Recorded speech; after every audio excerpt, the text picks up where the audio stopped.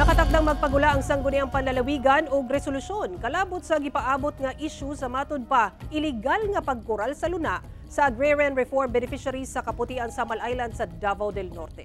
Ani nga report ni John D. Esteban. Naabot na sa sangguniang panlalawigan ang issue kalabot sa matud pa illegal nga pagkural sa yuta nga gi-award ilawom sa Comprehensive Agrarian Reform Program sa Purok Kiamban, Barangay San Isidro, Kaputian District, Samal Island, Davao del Norte. Gawas niya na, gireklamo sab nila ang presensya sa matud pa armadong kalalakinan ning baguhay lang nga misuway ug guba sa ilahang balay. Emosyonal ang agrarian reform beneficiary nga si Crispin Katubigan nga miatubang sa sangguniang panlalawigan. Labaw pa sa terorista ang paake nila. Iguba ang mga balay ni Helen Perez sa mga tao. Asabi mo ito? Nangayo miyo bisisya ninyo. Daan nang gipaabot sa pamilyang Katubigan sa GMA Regional TV 1 Mindanao ang problema. Ug gitubagsab ni Helen Perez, ang kapitan sa Barangay Libertad, ang pasangil batok kaniya nga sumala pa way kamatuuran. Sigon sa Provincial Agrarian Reform Office, ang luna duna pay contract of lease, gisublease kini sa Tiaza o ang Tourism Infrastructure and Enterprise Zone Authority sa Malaysian company sulod sa 50 ka tuig sukan niadtong 1997.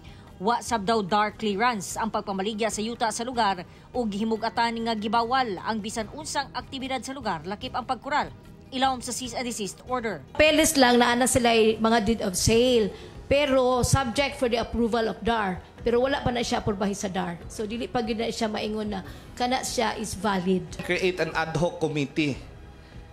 Since we cannot just understand by one sitting. Kung naay armadong mga tao nga nagdala og baril, number one, anay gunban.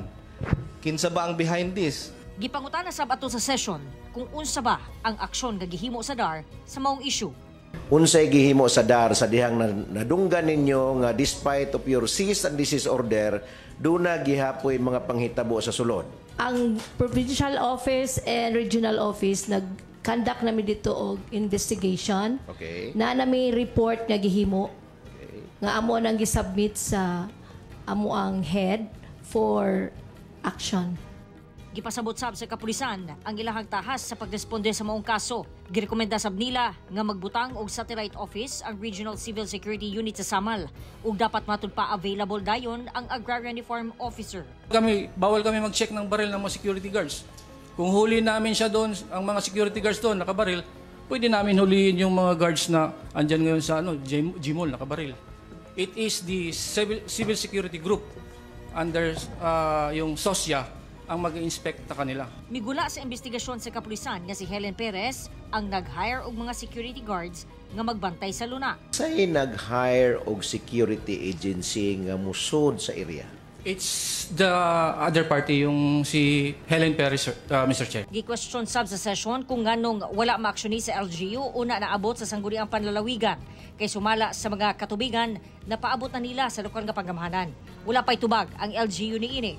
Nakatakdang magmugna og resolusyon kalabot sa natuki sa session aron maaksyonan ang maong issue. John D. Esteban, 1 Mindanao.